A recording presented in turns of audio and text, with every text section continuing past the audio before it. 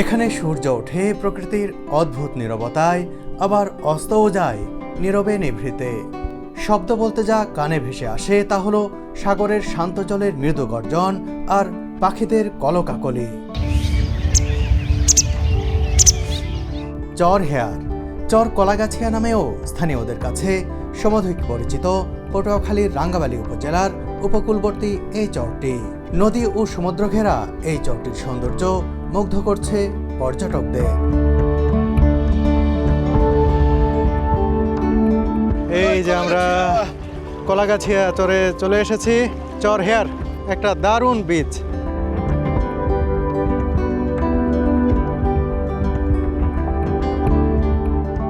এই চরে পর্যটকদের রাত্রি যাপনের জন্য রয়েছে কিছু কটেজ, তবে এখানে তাঁবুতে রাত্রি যাপনকে উৎসাহিত করা হয়। প্রকৃতির সব উপাদান আপনি এখানে এসে পাবেন।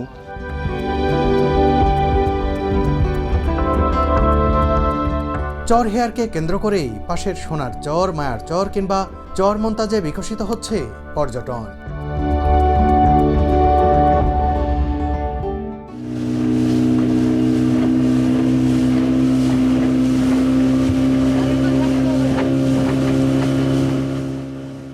চর মন্তাজের মান্তা কমিউনিটি দেখে আমরা স্পিড বোটে রওনা দিলাম চর হেয়ারের উদ্দেশ্যে। ঢাকা থেকে রওনা দেওয়ার পর থেকেই চর হেয়ারের নাম শুনেছি, এবার নিজ চোখে দেখব। বন্ধুরা, এটা হচ্ছে চর আন্ডা। এটা অনেক বড় ছিল, চর ভেঙে আরেকটি চর সৃষ্টি হয়েছে এই পাশে। এটা হচ্ছে চর কুসুম, মানে এ পাশের চর আন্ডা ভেঙে চর কুসুমের সৃষ্টি হয়েছে।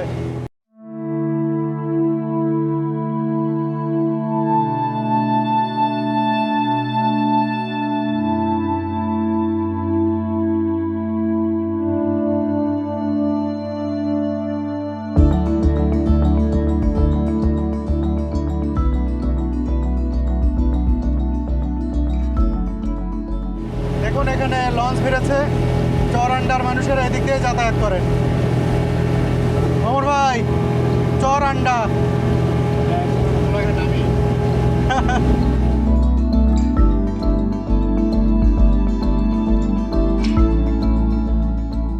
আমরা সোনার চরের পাশ দিয়ে চলতে থাকলাম সামনের দিকে। চলতে চলতে দূর থেকে দেখতে পেলাম চর হেয়ার।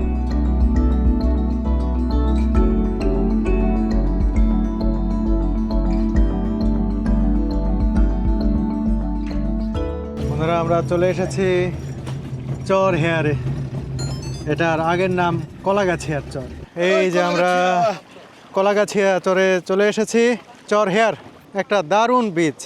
এই পাশটা পুরোটাই সমুদ্র, এদিকে নদী। নদী এখানে শেষ হয়ে গেছে। পর্যটকদের নিরাপত্তা দেওয়ার জন্য ওয়াচ টাওয়ার তৈরি করা হয়েছে।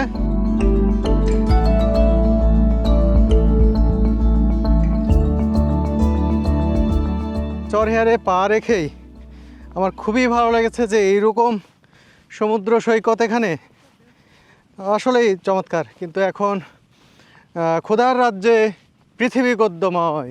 আমরা আগে খেতে চাই দুপুরে। এই অঞ্চলে অনেক মহিষ হয়ে থাকে। মহিষের দুধ যেমন বিখ্যাত, আবার দুধের দই বিখ্যাত এদিককার। মহিষের মাংসও ব্যাপক চলে।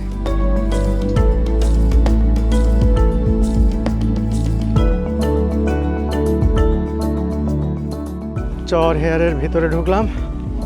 বিশাল বিশাল গাছ, একদিকে নদী, একদিকে সমুদ্র, ঝাউবন।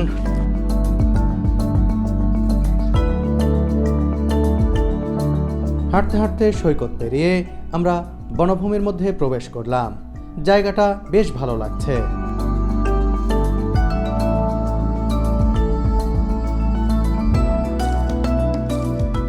এই যে দেখুন, যারা ঘুরতে আসবেন তারা এখানে বলে রাখলে তারা খাবার রেডি করেন, খাবার রান্না করা হয়। এই যে এখনও কি যেন খাবার রান্না করা হচ্ছে। কি রান্না হয়? মহিষের মাংস নাকি? ও, এই সেই মহিষের মাংস, যেই মহিষের মাংসের গল্প করতেই আছে। এই তো মহিষের মাংস রান্না হচ্ছে। আর এটা কি মাছ? ইলিশ মাছ। কোথাকার ইলিশ এটা? এখানে ধরা নাকি? যে রান্না হচ্ছে মহিষের মাংস এবং ইলিশ, দারুণ লাগছে, ক্ষুধাও পেয়েছে বেশ।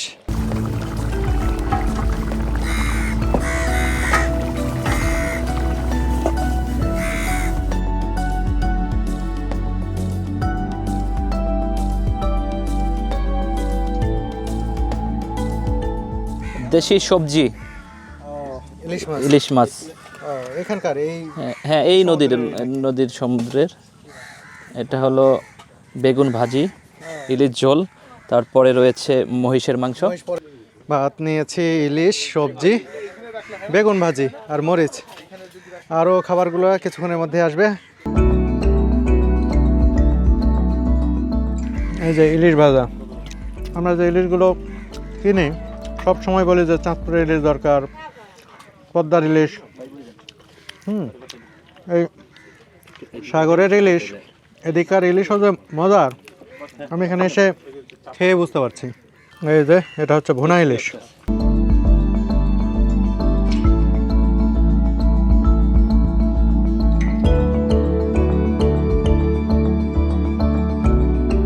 দেখি ইলিশের ঝোলটা কেমন।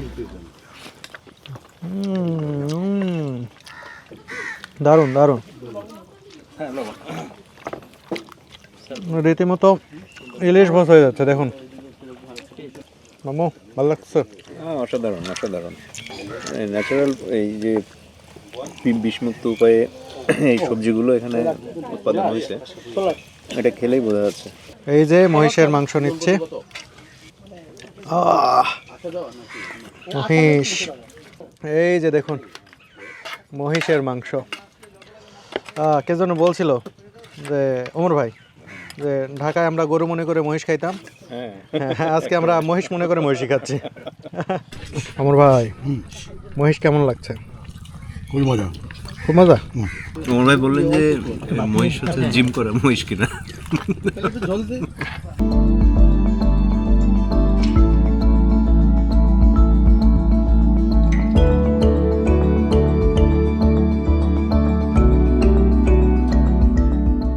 ভাই খাইতে খাইতে তো শহীদ হয়ে গেলাম। হ্যাঁ, খুব ভালো ছিল, খুব ভালো ছিল। মানে অনেকদিন পরে একসাথে এত মাংস খাইছি। পড়ন্ত বিকেলের রোদ গাছের ফাঁক গলিয়ে কখনো কখনো গায়ের উপরে এসে পড়ছে, চোখে মুখে পড়ছে। এটা আর বেশি ভালো লাগছে। চারণভূমি, মহিষের চারণভূমি। অনেক মহিষ হাঁটাহাঁটি করছে দেখুন। ও ঘাসটা তো যে নরম, একবারে গালিচা। পা মনে হচ্ছে 4 ইঞ্চি করে বসে যাচ্ছে ঘাসের উপর পা দিয়ে। এই যে দেখুন কটেজ তৈরি হচ্ছে কাঠ টিন দিয়ে।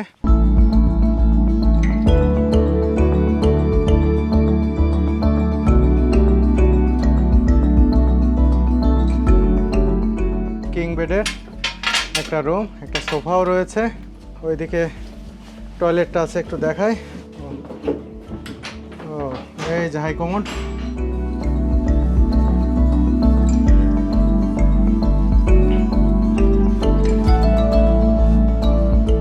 বিচে চলে আসছে সানসেট দেখার জন্য। কটেজে একটু রেস্ট নিলাম। ও দেখুন ওই যে সূর্য অস্ত যাচ্ছে। এটি এমন একটি জায়গা, এখান থেকে সূর্যোদয় এবং সূর্যাস্ত দুটোই নাকি দেখা যায়।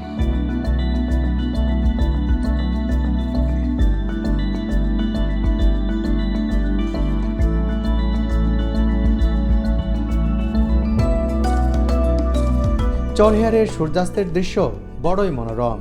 এখন ভাটার সময়, সমুদ্রের পানি নেমে গেছে বেশ নিচের দিকে। এমনই মুহূর্তে ধীরে ধীরে বিদায় নিচ্ছে লাল সূর্য। শুনশান বিচে দাঁড়িয়ে এমন নিরিবিলি সূর্যাস্ত এই প্রথম দেখা।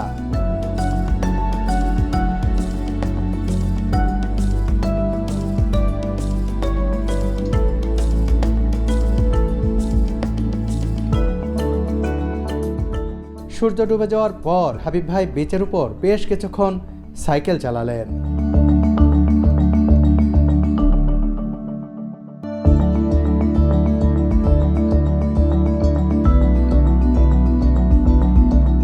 একের পর এক খাবার, কোন খাবার খাবো আর কোনটা খাবো না। ওইদিকে বারবিকিউয়ের আয়োজন হচ্ছে, সেখানে কোরাল ফিশ বারবিকিউ করা হচ্ছে, সেটা খাবো। আবার রুটি বানানো হচ্ছে। এই রুটি দিয়ে মানে হাঁসের মাংস খাওয়া হবে। হাঁসের মাংস রান্নাও শেষ পর্যায়ে। আসলে এখানে অফুরন্ত খাবার, দেশীয় খাবারের সম্ভার বলা যায়। এখানে পর্যটকরা এসে যা বলবেন মোটামুটি রেডি। রাত নামতেই শুরু হলো খাবারের বিশাল আয়োজন।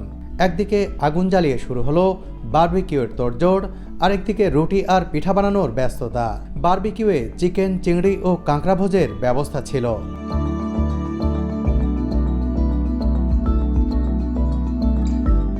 তবে ঝোলাগুড় তথা লালিগুড় দিয়ে চিতই পিঠা আমার বেশ ভালো লেগেছে। সব শেষে ছিল হাঁসের মাংস আর রুটি।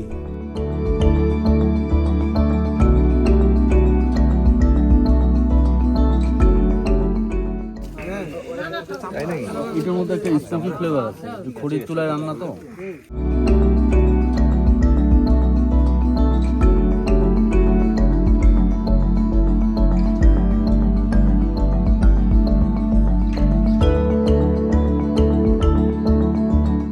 সাদা ভাত থাকে, হাঁসের মাংস থাকে, গরু মাংস থাকে। টুরিস্টরা অর্ডার করলে ওরা সময় সময় মহিষের মাংস এনে দিতে পারে। তাছাড়া মুরগি আছে এখানে, সমুদ্রের মাছ আছে বিভিন্ন ধরনের, কোরাল মাছ, পোয়া মাছ, ইলিশ মাছ আছে। এবং কোনো যদি ট্যুরিস্ট আসতে চায় আগাম বুকিং দিলে যদি ওনাদের স্পেশাল কোনো মেনু সাজেস্ট করে সেই মেনুটা ওনারা দিয়ে দিতে পারেন। এখানে পটুয়াখালী, বরগুনা, কলাপাড়া এইদিকে একটা রুটি বানানো হয় ওনারা, সেই স্পেশাল রুটি যেটা হাঁসের মাংস দিয়ে খেতে খুব সুস্বাদু লাগে। শীতকালে ওনারা এখানে চিতই পিঠার সঙ্গে মরিচ এবং ধনিয়া পাতার ভর্তা, কাঁচামরিচের সঙ্গে, আর বিশেষত খেজুরের গুড়, যে ঝোলা গুড়টা পাওয়া যায় খেজুরের, সেই গুড়টা ওনারা আমাদের সার্ভ করে।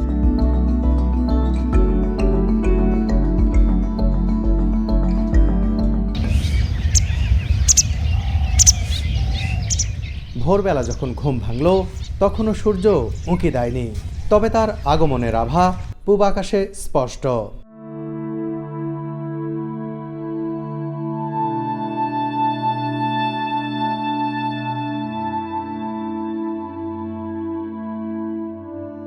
বন্ধুরা, চলে এসেছে চরহেয়ারের সমুদ্র সৈকতে। একেবারে ভোরবেলায় দেখুন পূব আকাশে রক্তিম সূর্যের আভা ফুটে উঠেছে।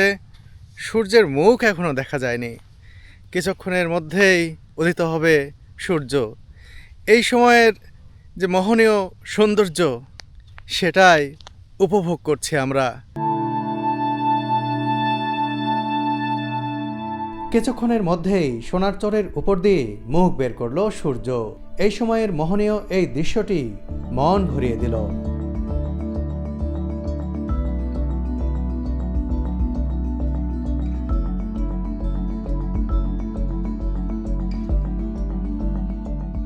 সকালের লাল সূর্য উদিত হয়েছে পূব আকাশে, খুবই দারুণ লাগছে। সবচেয়ে বেশি ভালো লাগছে এই চোখে মুখে সূর্যের আলো এসে পড়ছে, এটার একটা অনুভূতি দারুণ।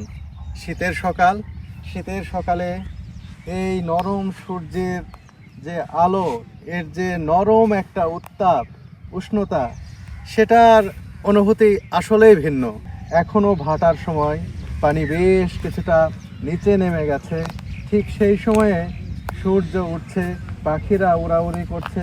এরকম একটি সুন্দর বিচে সকালের সূর্যোদয় দেখতে পাওয়া সত্যিই ভাগ্যের বিষয়। অনেকদিন পর সকালের সূর্য দেখা, একবারেই নির্জন সমুদ্র সৈকতে চরহিয়ারে একেবারেই মোহনীয় রক্তিম আভাতে সূর্য উঠছে। সেটা আমার ছোটোবেলার কথা মনে করে দিল, যে আমরা ছোটোবেলায় খুব ভোরবেলায় ঘুম থেকে উঠে সূর্য ওঠা দেখতাম ধান খেতের মধ্যে। আর এখানে দেখতেছি সমুদ্রের পানির উপরে সূর্য উঠছে, এটা একেবারেই অপূর্ব। বাংলাদেশকে যে প্রকৃতির রানী বলা হয়, কেন বলা হয়? যে প্রকৃতির সব উপাদান আপনি এখানে এসে পাবেন। এই যে সকালে উঠে রক্তিম সূর্য উঠতে দেখছি, পাখিরা যে ঘুম থেকে উঠছে, পাখির কলতান, তারপর রাতে শোনা যাচ্ছিল যে জোয়ার হচ্ছিল, সমুদ্রের যে গর্জনটা শুনতে পাচ্ছিলাম আমরা কটেজ থেকে। তো সব কিছু মিলিয়ে অভূতপূর্ব।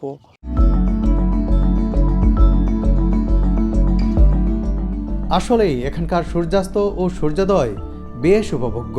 এখানকার নিরিবিলি পরিবেশ ও শান্ত প্রকৃতি মনে এনে দেয় ভিন্ন এক প্রশান্তি।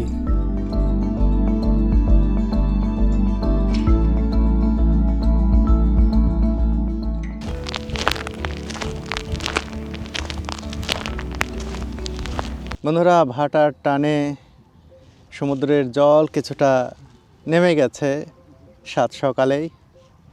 সেই সময়ে অজস্র এই যে দেখুন ঝিনুক এই সৈকতে পড়ে রয়েছে। যত দূর চোখ যায় একেবারে সাদা, একেবারে মুক্তার দানার মতো ছড়িয়ে রয়েছে। সকালের সূর্যের আলো যখন এই ঝিনুকের উপর পড়েছে তখন দেখুন একেবারে ঝিকমিক করছে।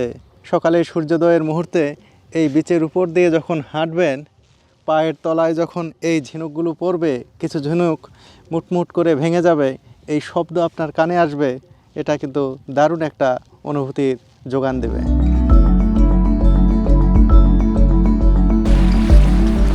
জোয়ারের সময়ের চর হেয়ার খুবই ভালো লাগছে। পানি একেবারে অনেক উপরে উঠে চলে এসেছে বিচের। এখন এই যে ঢেউ আসছে এক একটা, এবং ঢেউে ঢেউে এই ঝিনুকগুলো একবার উপরে উঠছে, আবার পানির সাথে আবার নেমে যাচ্ছে।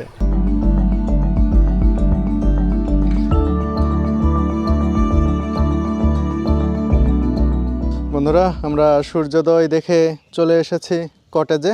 আমাদের রাতে ঘুম হয়েছে খুব ভালো। আমি ঘুমিয়েছি ভিতরে, আমি আর ওমর ভাই এই রুমে। এই যে ওমর ভাই দাঁড়িয়ে রয়েছে, আর হাবিব ভাই ঘুমিয়েছেন এই তাঁবুতে।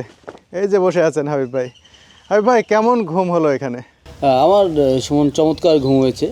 শুরুতে ঘুম আসছিল না, বিশেষ করে যে শিয়ালের ডাক এবং বন্য শুকুরের পদচারণা, এই জিনিসটা আমাকে খুব অবাক করছে। আরেকটা বিষয় যে শুয়ে শুয়ে আমি মাঝে মধ্যেই যে তাঁবুর মুখটা খুলে আমি দেখতেছিলাম যে তারা, এই যে অবাক করা তারা, এই তারার যে সৌন্দর্য, এটা আমাকে ছুঁয়ে গিয়েছে। আমরা কটেজ থেকে বেরিয়ে এখন যাচ্ছি নাস্তা করতে। চরহেয়ারের জঙ্গল এর ভিতর দিয়ে যাচ্ছি।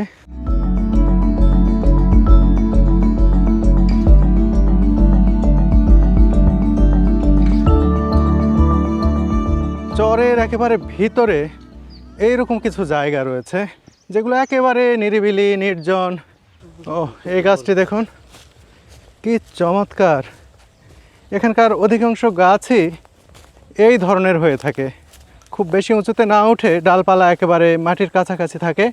এই জায়গায় দেখতে পাচ্ছি মনে হচ্ছে যে গাছগুলো দিয়ে একটা তোরণের মতো তৈরি করা হয়েছে।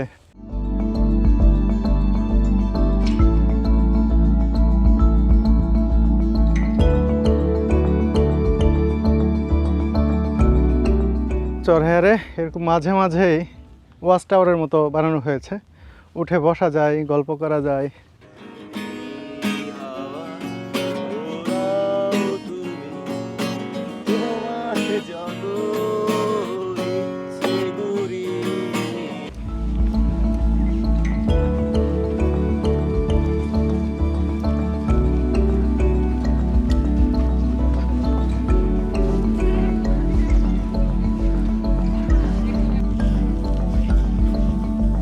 সিডিএসের মাধ্যমে এখানে ক্যাম্পিং জোন করে দেওয়া হয়েছে। যারা রাত্রি যাপন করতে চায়, তাঁবুতে থাকতে চায়, বিশেষ করে এই এরিয়াটা প্রাকৃতিক সৌন্দর্য দেখেন আপনার। উপরে হলো ঝাউবন এবং নিচে হলো সুন্দর একটি পাটিলা আছার মতো ঝাউ পাতা পড়ে সুন্দর মতো একটা বিছানার মতো হয়ে গেছে। এখানে রাত্রে যাপন করলে কিন্তু শো শো শব্দ আসে।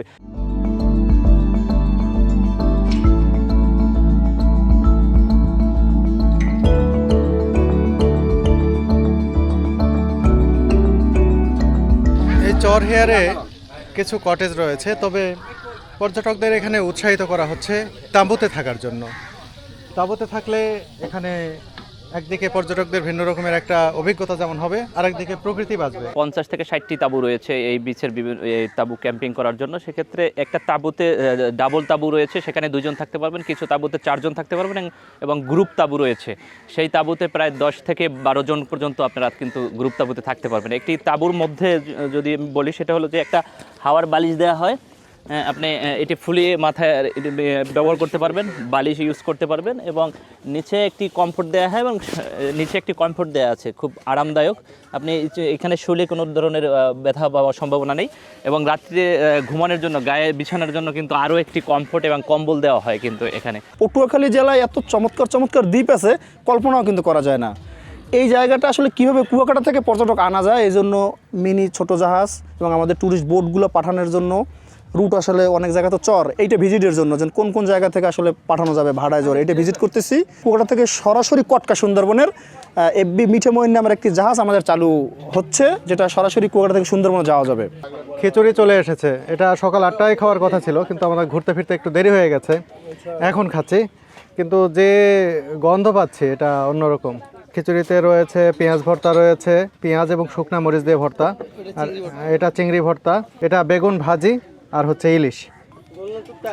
দারুণ, গরম তো আছে।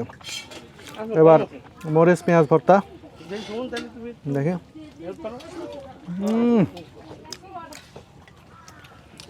অসাধারণ অসাধারণ।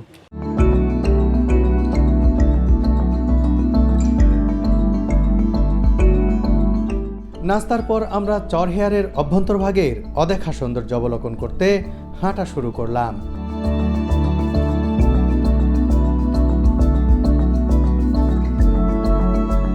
ফরেস্ট বাথিং হলো যে এটা জাপানি একটা কালচার।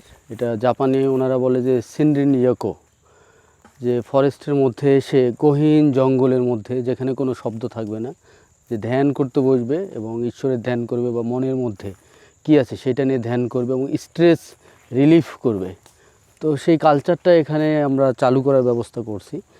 এখানে দেখুন গাছের নিচে পড়ে রয়েছে উপরের পাতার যে শিরদাঁড়াগুলো, যেগুলো এত পড়েছে যে এটা একটা মানে মোটা লেয়ার হয়ে গেছে উপরে। এর উপর বসে ধ্যান করতে পারেন এখানে যারা আসেন তারা। এই ঝাউ গাছের এই যে পাতাগুলো, এই যে চিকন চিকন, এগুলো খুলে পড়ে পড়ে এরকম হয়েছে আর কি।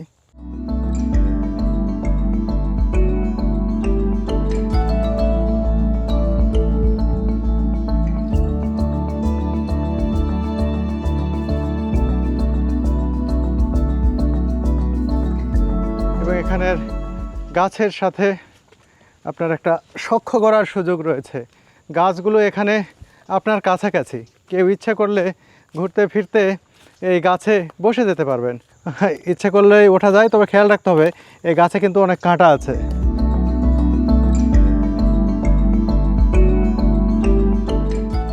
ঝুলন্ত ব্রিজ তৈরি করা হয়েছে, আর ঠিক এই সময়ে ঝুলন্ত ব্রিজের নিচ দিয়ে একটি নৌকা চলে যাচ্ছে, মাছ ধরা নৌকা।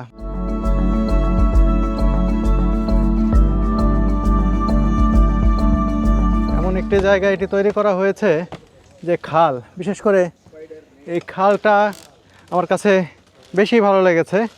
আর খালের কারণে এই ঝুলন্ত ব্রিজের নান্দনিকতা অনেক গুণ বেশি বৃদ্ধি পেয়েছে। এটা দুই পাশের দুই বড় বড় গাছকে অবলম্বন করে এই ব্রিজটি ঝুলানো হয়েছে এবং পাটাতন হচ্ছে কাঠের। আমি আসলে আশাই করি নাই যে এরকম একটা দুর্গম জায়গায় এরকম সুন্দর একটা ব্রিজ থাকবে, তারপর এরকম একটা জিগজ্যাগ একটা রাস্তা থাকবে, খালটা অসাধারণ এবং খালটাও এত নিরিবিলি, এত শান্ত। এবং আমার ধারণা, আমি শুনছিলাম যে এখানে মানে মাছও ধরে অনেকে।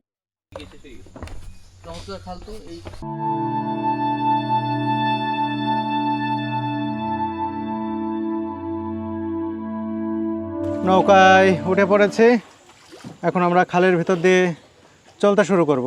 আমার নৌকায় হাবিব ভাই উঠেছেন, আর রাজীব ভাই আর বিরাজদা। বোটে তো আর শব্দ নাই, হাত চালিত যেহেতু, তার জন্য আমরা চিন্তা করলাম যে আমরা একটু বোটিং সার্ভিসটা চালু করি। তারা একটু প্রকৃতি পরিবেশ দেখলো, প্লাস হলো যে পাখির ডাক শুনতে পারলো। এই জঙ্গলে আছে আসলে শেয়াল, ওই যে বন্য কুকুর, শুয়োর আছে।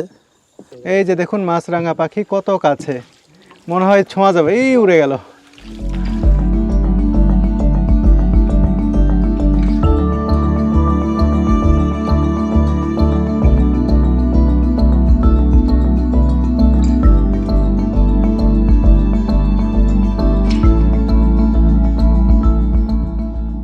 সরু খালের ভিতর দিয়ে এগিয়ে চলেছি, দুই পাশে ঘন জঙ্গল, আর এদিকে দেখছি অজস্র কাঁকড়া শ্বাসমূলের গোড়ার কাছে আছে, আমাদের দেখে আবার গর্তের মধ্যে ঢুকে যাচ্ছে।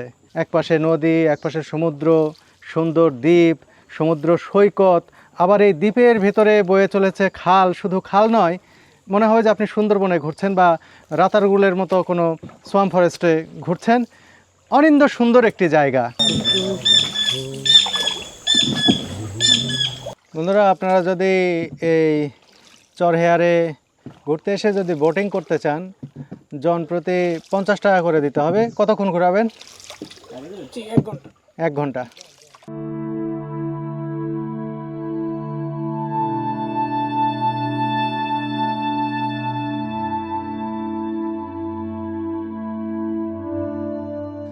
এই সোজা দেখছো বের হয়ে গেলে সমুদ্র। এখানে ঘাটে অমর ভাই নেমেছেন, আমাদের নৌকা এখন ভিড়বে।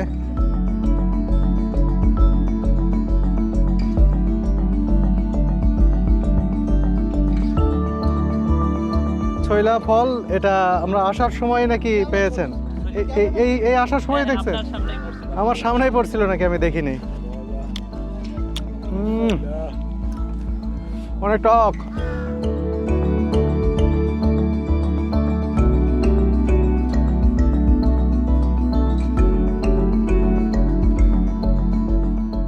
ডাস্টবিন কর্নার, ময়লা আবর্জনা যে নির্দিষ্ট একটা জায়গায় ফেলতে হবে সেটার সচেতনতা সৃষ্টির জন্যই এটা করা হয়েছে।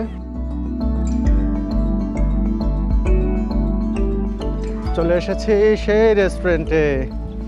এখানে রান্নার তোড়জোড়, যত পর্যটক আসেন মোটামুটি সবার রান্নাই এখানে তারা করেন।